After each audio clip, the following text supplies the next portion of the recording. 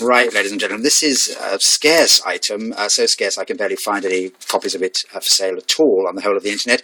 Well, I can't find any, in fact. It's an 1832 French edition, although in English, published in Paris, of the famous classic Gothic novel, The Monk, by Matthew George Lewis, written when he was a young man in the 18th century, but published throughout the early years of the 19th century in a number of early editions. And this is an early edition of 1832, published by an English publisher in Paris, Baudry's Foreign Library.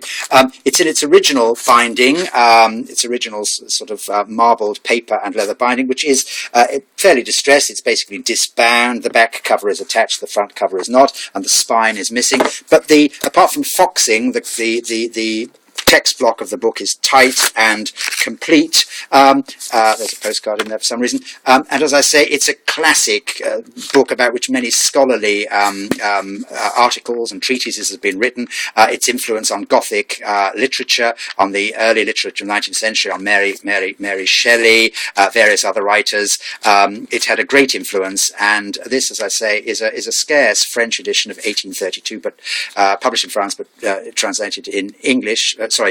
Published in English, and it's just simply scarce. I can't find any copies of this edition for sale.